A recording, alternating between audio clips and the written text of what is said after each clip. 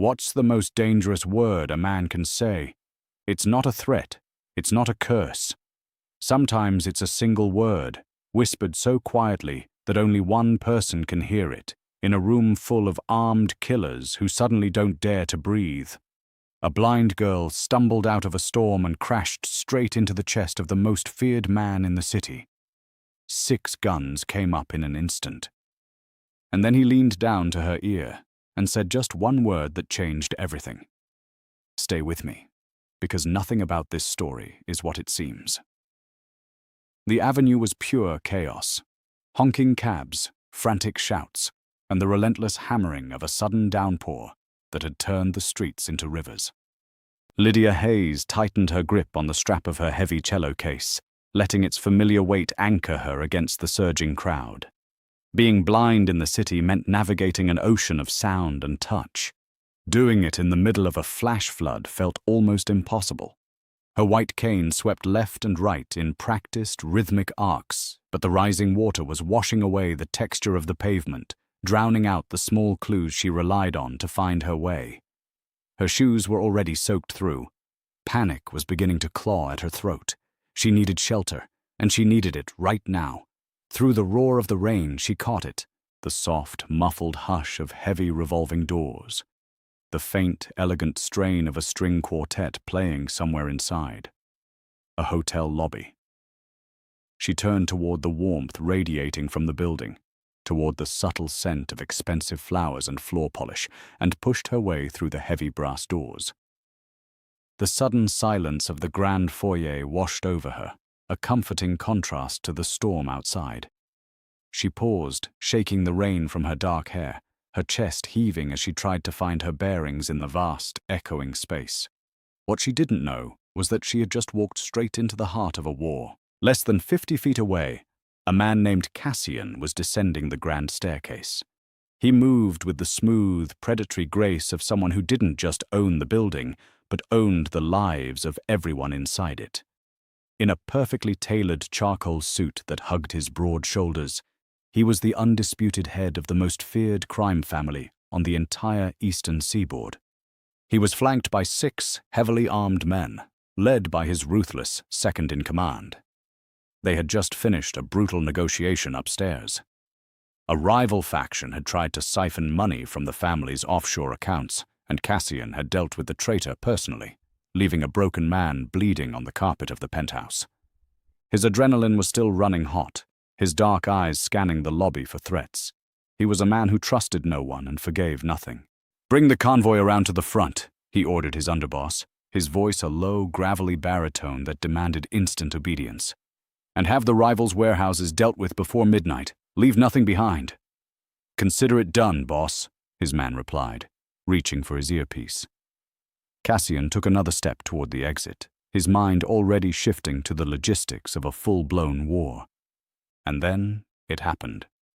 Lydia, disoriented by the strange acoustics and the lingering panic from the storm, took a hurried step forward, searching for the front desk. Her wet heel caught the edge of a slick marble tile. She lost her balance, her heavy cello case throwing her violently off-center. She pitched forward, hands flying out to brace for the floor. Instead, she slammed into a wall of solid, unyielding muscle. The impact knocked the breath from her lungs. Her white cane clattered loudly against the marble, the sharp sound echoing through the cavernous lobby like a gunshot. In a fraction of a second, the mood in that beautiful lobby flipped from luxury to lethal tension. The unmistakable, terrifying sound of 6 pistols being drawn and racked filled the air. The bodyguards instantly formed a tactical half-circle around their boss, weapons trained on the soaking wet girl who had dared to crash into him. "Step back!" the underboss barked, finger tightening. Lydia froze, her heart slamming against her ribs. She couldn't see the guns, but she could smell the sudden sharp tang of gun oil, the aggressive bite of cologne. She could hear the rustle of expensive suits and the heavy, synchronized breathing of men ready to kill. Terror locked her in place. She was pinned against the chest of a man who felt like a statue carved from stone. Cassian had reacted on pure instinct. When the figure tumbled toward him, his combat reflexes flared. His large hands gripped her shoulders to shove her away, and then he looked down, and time seemed to grind to a complete halt. He saw the long dark hair plastered to her pale cheeks. He saw the panicked, sightless eyes staring blankly at his collarbone. And then his gaze locked onto a small, delicate, crescent-shaped scar just beneath her right jaw. A scar he had personally paid the best surgeons in the world to minimize 10 years ago. His breath caught in his throat. The cold, calculating crime boss, a man who had just ordered the deaths of dozens without blinking, suddenly looked like he'd been struck by lightning. His grip on her shoulders softened, shifting from defensive aggression to something almost desperate. Possessive. "Boss?" his underboss asked, confusion in his hard voice. "Give the word." But Cassian didn't look at his men. He didn't look at the terrified hotel guests cowering behind the pillars. His eyes were locked entirely on the trembling girl in his arms. The girl he had spent a decade watching from the shadows. The girl he had sworn to protect, no matter the cost. He leaned down, his lips brushing her ear, and whispered a single word that sent a shockwave through the entire room. Mine. It wasn't a claim of ownership. It was a vow, soaked in 10 years of buried guilt and an obsession that defied all logic. The silence that followed was deafening. Lydia trembled, her heightened senses racing to process everything at once. The man holding her smelled of rain, expensive cologne, and underneath it all, the faint metallic scent of fresh blood. "Put the guns away," Cassian commanded. His voice wasn't raised, but it carried an authority that left no room for hesitation. "Boss, we don't know who," his underboss started. "I said, put them away," Cassian snarled, throwing his second-in-command a glare so venomous the hardened killer actually took a step back. The sound of weapons being holstered rippled through the lobby. Lydia finally found her voice, barely a whisper. "I'm sorry. I couldn't see. I slipped. Please just let me get my cane." She tried to pull away, but his hands stayed on her arms, firm but gentle. "You're not going back out there," Cassian said softly, his tone completely transformed from the monster he'd been seconds before. He reached down and retrieved her fallen cane, pressing it gently into her trembling hand. Then he turned to his underboss. "Take her cello. Carefully. It's a late 18th century instrument. If you scratch it, I'll take your hand." Lydia gasped. How could a complete stranger possibly know the exact age and make of her prized cello? Before she could protest, he draped his heavy, dry coat around her shivering shoulders. "Walk with me, Lydia." Hearing her own name from this dangerous stranger's lips sent a jolt of pure ice down her spine. "Who are you? How do you know my name?"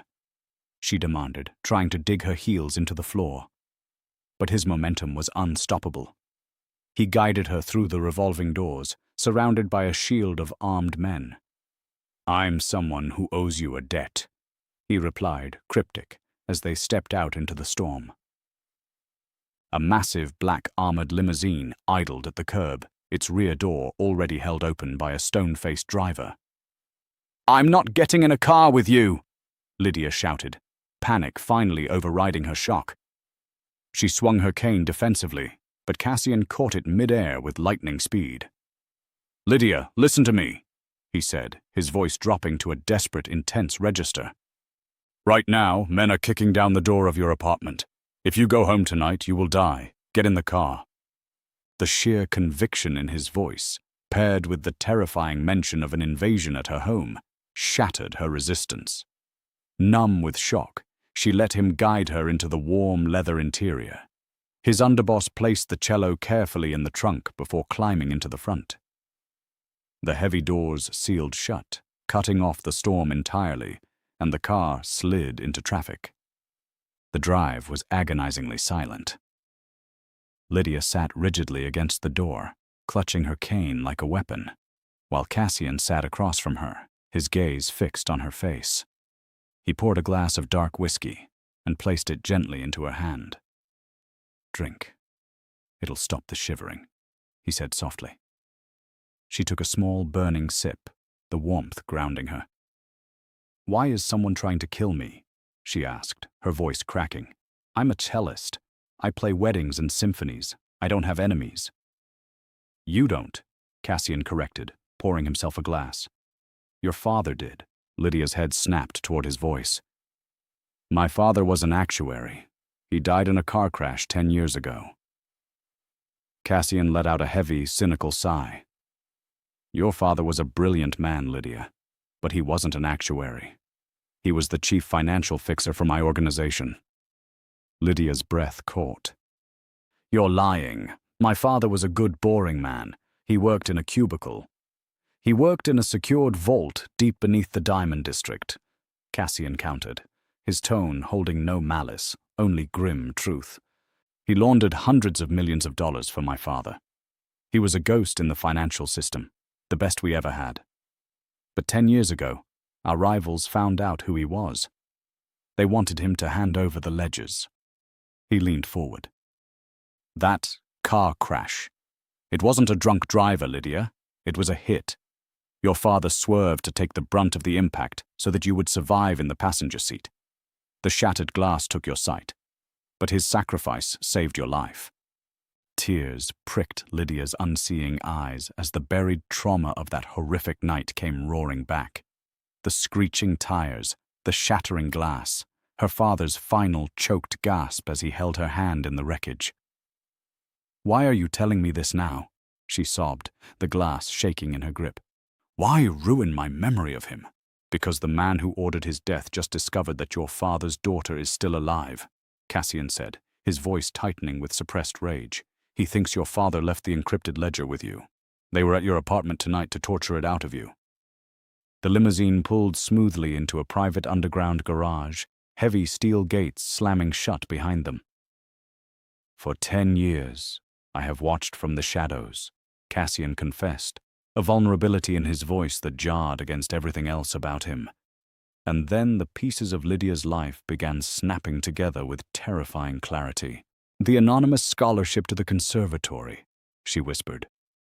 Funded through a shell company overseas, Cassian confirmed. The experimental eye surgeries, paid in cash. Me, he replied simply. He reached across the console, his large, warm hand gently enveloping her trembling fingers. He didn't force the contact, leaving room for her to pull away. But she was too stunned to move. When my father died, I took over, Cassian said, his thumb lightly tracing her knuckles. I swore on his grave that the debt we owed your father would be paid. I promised to keep you safe. You were never supposed to know about me, Lydia. You were supposed to live a beautiful, ordinary life in the light, far away from my darkness. The car door opened, and the cold air of the garage rushed in. But tonight, the darkness found you anyway, Cassian said, stepping out and offering his hand. Welcome to the most secure fortress in the city. You'll stay here until every last one of our enemies is gone. Lydia gripped his hand and stepped out of the car. She had stumbled into that hotel seeking shelter from a storm. Instead, she'd walked straight into a golden cage, held by a man who had been secretly shaping her entire life from the shadows. The penthouse was a fortress suspended a quarter of a mile above the chaotic streets below. For 3 days, Lydia lived in a world of suffocating luxury. Her bare feet learned the landscape of heated silk rugs and cool marble. The air was always perfectly controlled, carrying the faint scent of white tea and fig. And yet, for all the comfort, it was a prison in the sky. Cassian treated her with a terrifying, reverent obsession. He barely slept. Late into the night, Lydia could hear his measured pacing across the hardwood floors. He fed her elaborate meals from a private chef, gave her racks of soft loungewear, and spent hours simply sitting in the corner of the living room, just listening to her play. But beneath this gilded cage, the war was boiling over. The rival family, desperate and cornered, was tearing the city apart looking for her. Sirens wailed endlessly from the streets far below, a distant symphony of the chaos Cassian was unleashing to crush his enemies. On the 4th evening, the calm shattered. His underboss burst through the heavy doors, his breathing audible even over the sonata Lydia was playing. "Boss," His voice was tight, urgent. They just made a move on the airstrip. They intercepted a shipment of our heavy weapons. It's a bloodbath. Our men are pinned down. Cassian cursed, the sound of a glass slamming onto a table echoing through the room. He's getting desperate. He knows we're closing the net. I need to be there to coordinate the extraction. It's risky, his man warned. It could be a distraction. I don't have a choice. If I lose that shipment, the others will see it as weakness. Cassian snarled. Lydia heard the metallic scrape of him loading a magazine into his pistol. He crossed the room and stopped inches from where she sat with her cello. Lydia, he said, his voice instantly softening into that possessive tone that made her skin prickle.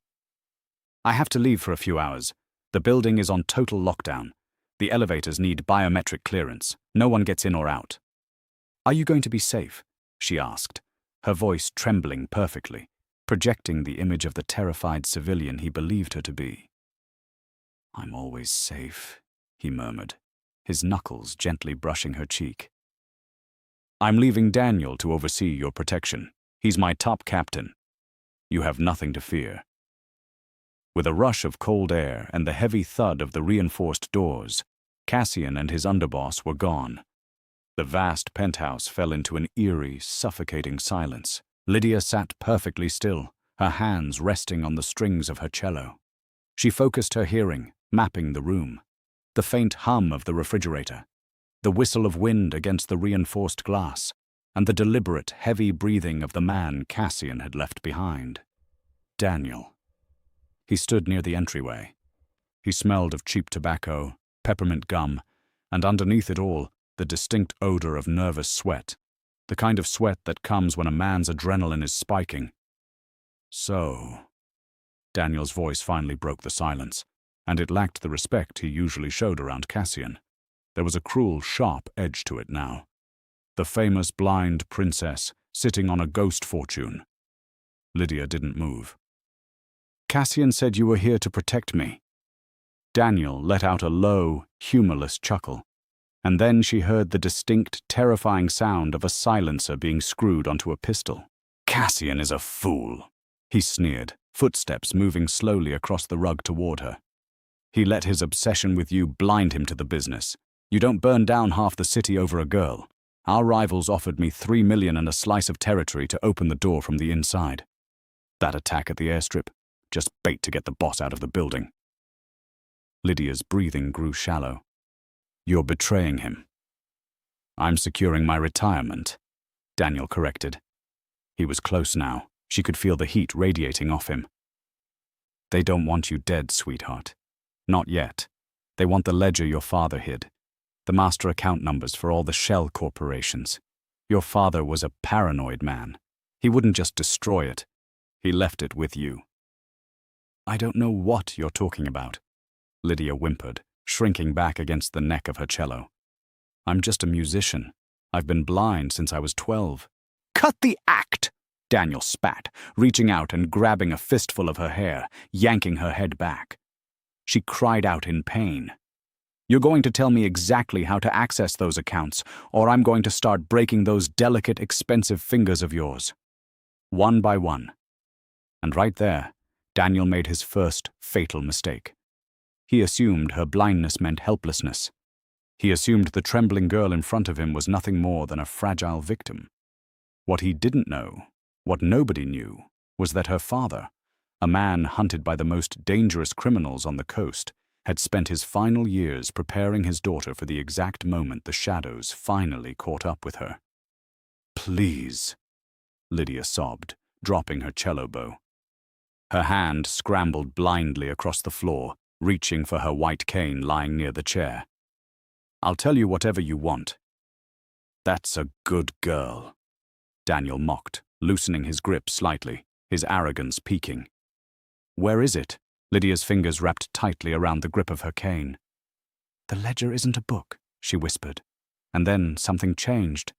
The trembling stopped. The tears vanished. Daniel frowned, leaning closer. What did you say? I said, Lydia's voice turned to ice, it's not a book. You pathetic amateur. In a blur of motion so fast Daniel couldn't even process it, she didn't just stand up. She exploded upward. Using her grip on his forearm as leverage, she twisted her whole body, driving the heel of her palm into the nerve cluster under his jaw with bone-rattling force. Daniel choked, his vision flashing white, his grip on her hair releasing completely. Before he could raise his pistol, Lydia whipped the cane through the air. Her thumb pressed a hidden button on the grip, and with a sharp metallic click, a long, razor-sharp blade shot out from the tip. She slashed upward with surgical precision, severing the tendons in his right wrist. A scream tore from his throat as the pistol clattered uselessly to the floor. He stumbled back, clutching his bleeding arm in absolute shock. You! He stammered, unable to comprehend that the fragile blind girl had just dismantled him in 3 seconds. Lydia didn't hesitate. Her spatial awareness, honed over a decade of relying entirely on sound and air pressure, was flawless. She stepped forward and swept his legs out from under him with a brutal kick to the knee. Daniel crashed onto his back, gasping. Lydia calmly stepped over him and pressed the tip of her blade directly against the artery in his throat. "My father didn't hide the ledger, Daniel," she said, her tone as cold and commanding as any crime boss. "He encoded it. It's hidden in the sheet music of an original concerto he composed for me. I memorized every account number, every routing code, every shell corporation, when I was 15 years old. I have held the financial reins of 2 empires in my head this entire time." Daniel stared up at her blank, unseeing eyes, real terror finally setting in. She wasn't a victim. She was a weapon her father had built and left behind. "I've known Cassian was watching me for 10 years, Lydia continued, pressing the blade just enough to draw a bead of blood. "I let his men shadow me. I let myself be brought here, because I knew our enemies would eventually try to finish what they started, and I needed Cassian's resources to wipe them off the map." Suddenly, the heavy doors to the penthouse burst open with the force of an explosion. Cassian stormed in, his jacket gone, his shirt stained with blood, his pistol raised and ready.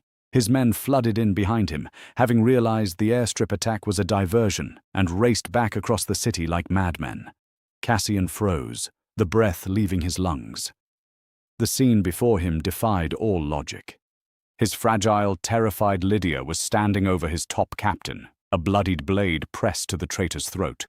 Her posture was flawless, radiating a cold, lethal authority that commanded the entire room. "Lydia," Cassian whispered, lowering his weapon an inch, his mind struggling to process the dangerous predator standing in his living room. Lydia didn't turn her head. "He sold you out, Cassian. 3 million and a slice of territory. He came for the ledger." His underboss looked at the bleeding, terrified captain, then at the blind cellist, his jaw nearly hitting the floor. "Boss, she completely took him down, alone." And Cassian's shock slowly melted into something far more dangerous. A dark, magnificent smile spread across his face. The obsession he'd held for the innocent girl transformed in an instant into a profound, terrifying awe for the queen standing before him. "Take Daniel down to the soundproof room," Cassian ordered, his voice vibrating with lethal pride.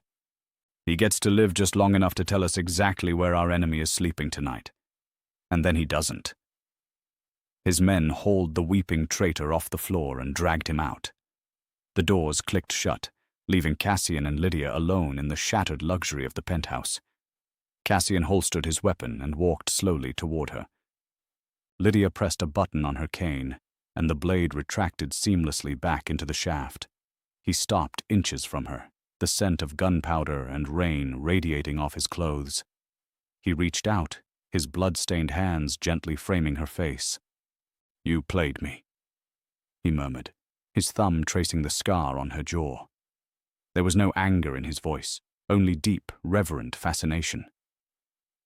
"For a decade, I thought I was the guardian angel protecting a helpless girl in the dark." "I was never helpless, Cassian," Lydia replied, leaning into his touch, a dangerous smile finally breaking across her lips. "You just preferred the illusion. My father was the smartest man in your whole organization. Did you really think he'd leave me defenseless?" Cassian leaned down, his lips brushing against hers in a fierce, possessive promise. "He dies tonight. Every warehouse, Every safe house, every last soldier loyal to him will burn before the sun comes up. I know, Lydia whispered, her hands sliding up to grip the lapels of his ruined shirt. And when the ashes settle, Cassian, we rebuild this empire together, as equals. He kissed her deeply, sealing a pact forged in blood and deception. The city didn't know it yet, but the entire balance of power in the underworld had just violently shifted. The untouchable boss had finally met his match, and the most dangerous person in that whole shadowy world turned out to be the one nobody ever saw coming, the fragile blind girl who stumbled in from the rain. So here's what I keep turning over in my head. Who was really in control this whole time? Cassian spent 10 years convinced he was the protector, the puppet master pulling strings from the shadows. But Lydia let him think exactly that the entire time, while she waited patiently for the moment she could use his empire to settle her own score. That's not a damsel in distress. That's a chess player who set up the board years before anyone else even sat down to play. And it makes you wonder, doesn't it? How many people in our lives do we underestimate because of one single thing we think we know about them? Lydia turned the very thing the world saw as her greatest weakness into her sharpest weapon. There's something powerful in that, something worth remembering. If Lydia's hidden strength and that jaw-dropping twist caught you completely off guard, then do me a favor and smash that like button right now. It honestly helps more than you know. Share this story with someone who loves a heroine who flips the whole table when nobody's expecting it. And if you want more stories exactly like this one, full of betrayal, vengeance, and characters who refuse to be what the world tells them to be, make sure you hit subscribe and turn on notifications so you never miss what's coming next. And drop a comment down below. Tell me, did you suspect Lydia was more than she seemed, or did that twist get you completely? And what do you think these two build together now that the masks are off? I read every single comment, and the best idea just might become the next story I tell. So don't be shy, let's hear it.